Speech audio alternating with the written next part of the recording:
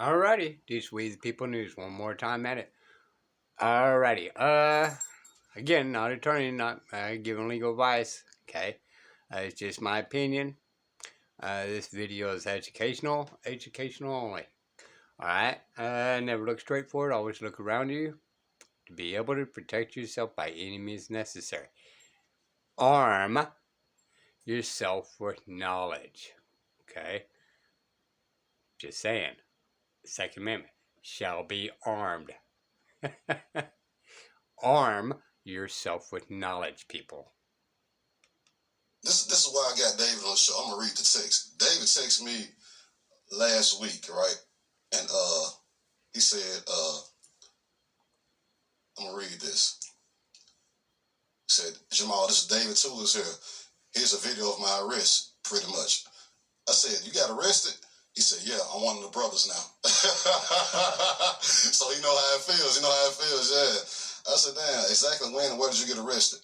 Wednesday morning, and it made me miss my show. I got arrested in Hickson. I said, I need to get you on my podcast to talk about that. You know what I'm saying? So, David, let's go back. What day was this you got arrested? This was the day before Thanksgiving, Jamal. And November, I was going to work. November the 22nd. He should have got arrested on the 24th. That was my birthday. The way it would. You should next time hold off 2 days. Hold on. Yeah. So give us a play-by-play of what happened, man. Well, the sheriff's deputy Brandon Bennett was behind me and saw that I had a 2-inch square piece of missing red plastic in the right rear tail light, which he said later was a violation of the light law. And many people are brought into jail on light law charges. And these are, of course, pretext stops, part of Jim Crow social engineering and social management that we're still under today. And so he turned on his blue lights. So that was the probable cause for you over that you That was the alleged probable cause. Alleged. Right. Okay. All right. Cool. Right. And so that was the pretext. And so he came to the window and wanted to know. He wanted to know immediately to have my driver's license. And so my answer is to. So, I mean, if you have a driver's license, I can get you on your way, hopefully, relatively quickly, okay? I understand. Well, what makes you believe that I'm traveling right now in commerce? Well, I observed you on the motorway, and you jumped out of the car real quick sometime while I was behind you, and I didn't see that, but I was behind you the entire time prior to turning on the blue lights, pulled in behind you, so I do believe you'd be the person operating this vehicle as of right now. I'm not. I rebut the presumption, sir, that I'm operating a vehicle, right? Right there. I think I said this last time, right? You got to rebut things, deny things, all right? When you deny or rebut, the burden proof is back on them. See, this officer is still making claims, and he's going on presumptions you committed some crime, especially in Texas, crime, okay? So you got to rebut it, deny it, and that's basically what a rebuttal is. You're denying his claim. Now, I would rebut the claim that I am driving and operating a motor vehicle. Is it not possibly prudent for you to determine whether or not I'm involved in the activity under the privilege right now? That would be under 55, Chapter 50, and also under Chapter 65 of the Tennessee Code Annotated, which is carriers. I'm sorry? No, you're not. Okay, right there he says, I would say you're not operating in commerce. Now, this is a very important point. Break down what operating in commerce means. Okay, what I'm doing is I'm doing what I think you need to consider doing the next time you deal with the police, and that is challenge the presumption that you are involved in commercial activity. This is called a traffic stop because traffic is business on the road where you are transporting goods and people for hire. He's pretending I'm a truck driver. That's what a traffic stop is. It's the enforcement of the book I'm holding here, and that's Title 55, which is the motor and other vehicle book. Okay, this is the law book, regulations for commerce. Commerce would be taxi drivers, buses, pole truck haulers of lumber, and. Now, I know that there's videos out there calling it sovereign citizen, this, that, here, and there. But these are the people that's not reading it. and fully comprehend and looking up definitions of the words of their presumptions of a sovereign citizen. Right? Um, Look, we've all been dumbed down by our government, okay? And we're all been in silence, acquiescence, and tacit agree to every single term that they came across, right? From the time we was in school all the way time to today, right? And we're just getting along and playing along, people. But when is enough right? When are you going to start rebutting? When are you going to actually start knowing the basic rights, y'all? How do you know that attorney is doing a good job for you if you don't even know your basics of law?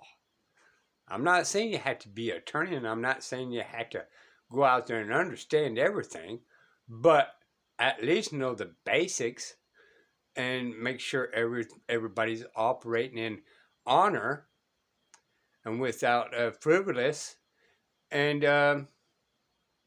trying to wrap you into something that's not even there. And even your defense attorney, all the way down to the tickets, right? We all been taught this, and they have too. All the judges, when they were kids, taught this. It's a privilege. All the attorneys been a privilege. We just not really looking up the law and clearly understanding it and putting it in line. And then they have a tendency to ignore because we all have become what? The creature of the state. And we all are assuming that there's a citizen nexus attached to us, that the government has full control of us. And fallen trees, 18-wheelers, straight body trucks, people who run moving services, people who run dump trucks, concrete mixers. These are all the kind of people who are in commerce. So you're not in commerce. Obviously, you're just a regular pedestrian driving, right? But that's right. I'm a regular American person, freed. Right? Abraham Lincoln freed the slaves. I would include myself in that. I'm a free person, I'm asserting the right of movement. Now, what that means is I'm moving in my car by my right that is under our Tennessee Constitution, which is a very, very good Constitution, the one with the least defects. And I'm there in my private person. I don't have any goods that I'm carrying. In fact, I asked him, you heard me ask him, do you not think you should look to see if I'm involved in commerce, carrying goods or people? And he said, I don't think you are. That right there means that. And I would challenge that part as well. He is volunteering into ignorance. And that's not your fault. So even in court and your paperwork or however you wanted to proceed forward in this, that the officer is willing and participating into his own ignorance of the law, right? Because you asked him, well, so we have understanding and have meetings of the minds and make sure that this is true and correct for your benefit and as well as my benefit. Do you think you ought to double check this? Right? And they go, no, I already know. Okay, well, you want to be willfully ignorant of the law. He doesn't have any authority to go any further because I'm not involved in the area of law that he pretends he has authority to regulate, which is to check traffic for safety and taxes. Let me ask you. So a lot of stuff you're gonna say, and I don't mean to cut you off, but I'm gonna have to cut you off a few times so I can kind of let you enlighten or go in on this so the listeners can understand. So what you're trying to say is, since I'm not a truck driver or anything in commerce, you have no right to ask me for my license? That's right. Only troopers have the authority to ask you for your license without probable cause. Only troopers can pull you over and ask to see your driver's license and inspect your car.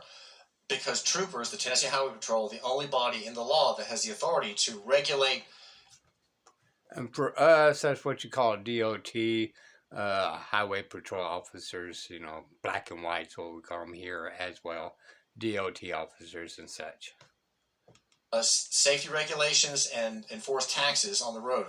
Cops and deputies don't have any explicit grant to do that. So these people are poaching on the authority of higher ups. So with that being said, that means anybody that's driving through the city of Chattanooga, in the city, they get pulled over right now and the police say, I need to see your license. You trying to say, are you saying that if I'm not driving a truck or I'm not in commerce, you have no right to ask my license? Because if that's the case, why do anybody need a driver's license?